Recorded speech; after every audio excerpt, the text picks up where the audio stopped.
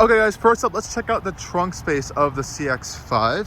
CX-5 is a pretty spacious vehicle, especially compared to the smaller Mazda CX-30. Of course, it has a power rear tailgate. Awesome. Hopping inside really quick, let's get out of the rain. Pretty typical stuff back here. You do have flat load floor. It's pretty low actually, so if you need to lift stuff in, it's not too bad. Kind of have a full spare tire in here as well, which is nice. And these seats do fold flat manually, so you can just pop these down. They can fold flat. The front seat is a little too far back right now for that, but they do fold flat, and the centerpiece folds down individually, which is really nice. You can get a lot of versatility with these three seats being able to fold down. To pop them back up, you can just kind of pull them or go around from the front, but that's pretty nice. Decent amount of space in here. I'll put the exact dimensions there to compare them to the main competitors of this vehicle, but great space. And of course, it is power closing as well. So that's easy to just pop down shut. I think let's go hop into the rear seats first, because as this is a family vehicle, you're gonna want to put kids back here hauling people around, so let's go check those out right now. Okay guys, hopping into the rear seats. Let's put these folded seats back up for you guys real quick. Awesome.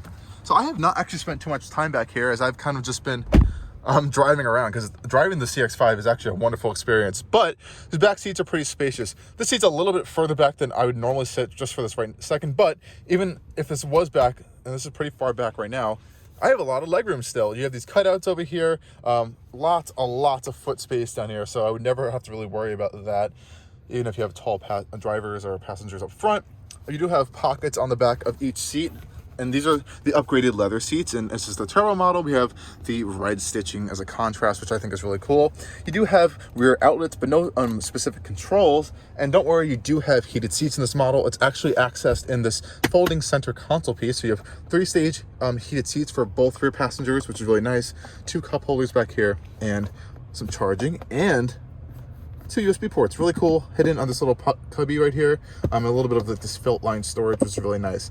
Now, while we're on the back of the seat, I just want to talk about this space a little bit, and we'll hop up front. Mazda is doing something really nice where this interior feels like a higher end space than its competitors. If you're getting into a Honda CR-V or a Toyota RAV4 or even the Subaru Forester, this is just going to feel a little bit more premium than those competitors, and I'll get to that once we get up front a little bit more. It's just the use of materials, how the buttons are laid out, the ergonomics. Mazda spent a lot of time on making sure that it's focused on the driver and everything is comfortable and well laid out for you. So they kind of really focus on the experience rather than just making sort of like a SUV appliance product for everyone to just use every day, and it'll be reliable. And sure, this has all those features and will count all those boxes, but they do it in a more premium fashion, which I think is fantastic.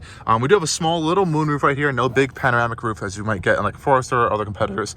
Hopefully we'll see this changed on the CX-70 and the CX-90 when those come out really soon. Stay tuned for that. We do have some additional lighting, LED lighting, of course, back here, which is really nice. Really nice space. The door panels are really nice. It's a stitched, I think this is the same leather that's on the seats, which is really nice with stitching. This cool carbon trim. It's not actual carbon fiber, but it has this kind of like carbon atom design look in there, which is cool, with a little bit of red accenting. Stitching, red stitching over here, really nice stuff. So everything feels really solid in here. There's no like super annoyingly unwell and unbuilt parts. So yeah, it's a nice space to be. Hopping up front, let's go do that now. Back into the rain for a second, guys. So you do have keyless access on this one. So this is one little gripe I am going to have actually. So on the Mazda 3, you actually have a touch-based system where you can just touch the back of this and open. This is a little bit of an older vehicle, and with this facelift, Mazda tried to introduce stuff from the newer Mazda 3 platform, but they didn't do everything. So you still have the old style button to unlock and lock the doors, so you just have to touch this if you want to unlock and lock the doors. It still is keyless access, just a little bit less luxurious and convenient, I would say. Same really nice treatment on the door panels over here. You do have full power seats with some lumbar, and you do have memory seats as well, which is really nice. Again, check out this beautiful cabin. Really comfortable seats. Mazda did upgrade these for the facelift for this 2022 model, which is really nice. You can see that red stitching. And they are fantastic, heated and cooled, as we'll check out in a second. Let's hop inside. Oh, So now we're in the front of the Mazda CX-5. I'm going to turn it off for a second, just so you guys can see what it looks like when you turn it off and on. So the display is a little dance for you. So I can put my foot on the brake. We do have a heads-up display up there as well. You can see that powering on. Really nice stuff over here. So this is one area of the CX-5 where I like, but I wish could be better. I'm going to talk about why. So Mazda has their newer vehicles, the Mazda 3, the CX-30, the CX-50. All of those are based on their new architecture. Transverse front-wheel drive based, but all the SUVs are all-wheel drive only, and the Mazda 3, you can also get all-wheel drive now. They'll be coming out with new vehicles on a new, different architecture. They'll be rear-wheel drive based, but since they're SUVs, it's going to be all-wheel drive only. It's complicated, but if you understand that stuff, cool. If you don't understand it, it's not super important. Anyways, this is on the older architecture. This is one of the only vehicles that's still on this architecture. All the CX-30 and the CX-50 are all in a similar architecture. So what that means is inside, this still has some older components from Mazda. So you're not going to see the brand new steering wheel you're going to find on those newer vehicles. You're not going to see most of the newer switchgear you're going to find on those newer vehicles. So all these buttons like on the steering wheel are still the older switchgear, even on the door panels and stuff. Not to say it's bad, but after getting out of the newer vehicles, it is 10,000 times even better than this. It actually feels way more premium than these. So if you want those materials and you want a Mazda SUV right now, you're gonna have to go for the CX-50 or the CX-30, and I'll get to why you might want to get this still over the CX-50, even though the CX-50 is a little bit more off-road focused and a little bit more nicer, but there's different stuff underneath the body. Anyways, we're in the interior now, so let's talk about that. Leather trimmed steering wheel here. Turbo model, we do get red stitching, which is really nice. I love this steering wheel. I do have one big complaint though. So you do have a heated steering wheel, of course, but Mazda does this thing where it only heats up this piece right here. So you see these two stitch marks? This is the only part of the steering wheel that heats up on both sides. Not this part and not the bottom part. That is honestly a little annoying to me.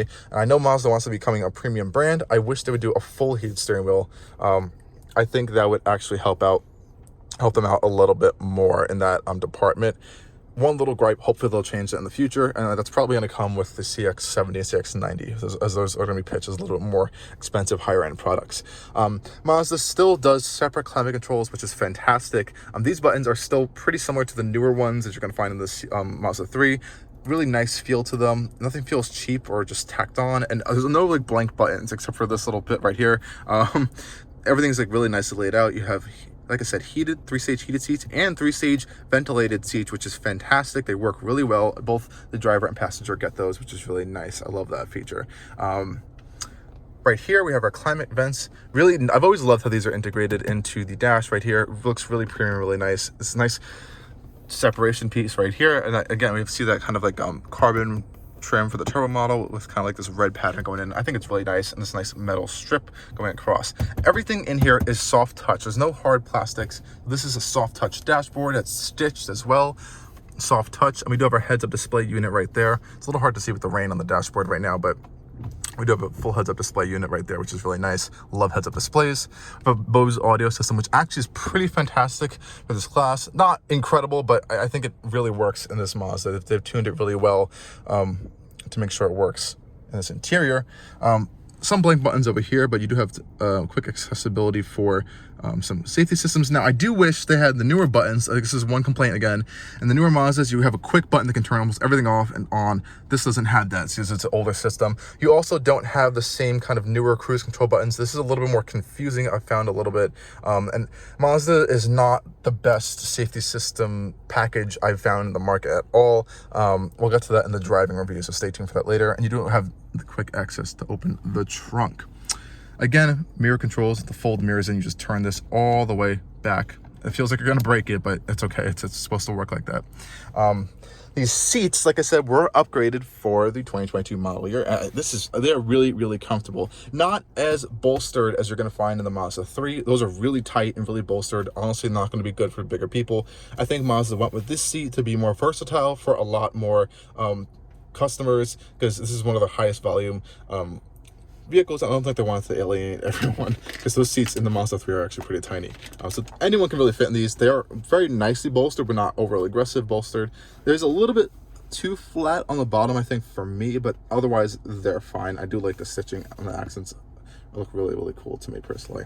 Center console, this is where you're going to find a little bit more older, cheap plastics. New Mazdas do not have this. This is some carryover from, this is an older vehicle platform since 2018.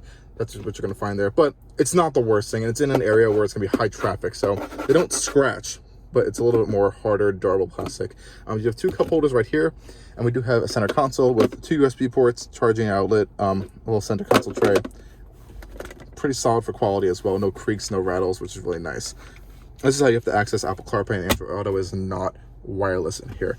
I do find this a little bit annoying sometimes if you have like taller bottles or stuff and you want to like kind of use the infotainment system. It's a little annoying to use. Well, it could also be impossible to use, so you might have to do this weird reach around thing. This is again, this is completely fixed in the newer Mazda, so they move those over here. Now, you do have a wireless charging pad. Unfortunately, I can't use it because there's no wireless CarPlay or Android Auto, so there's honestly no point since I have to plug my phone in anyway, which is going to be charging. So this is annoying. I wish they had the wireless function, and this would make the wireless charging a little bit more logical. And we have another charging outlet right there, 12-volt outlet. Center console, again, beautiful. Mazda does this really nice knee pad padding on these center console, which is fantastic. It's stitched. It's in the same leather as the seats. It's super soft and comfortable. Some vehicles have this really hard plastic over here. This, you can just rest your knee on it. It's fantastic. Again, that red stitching goes across it as well.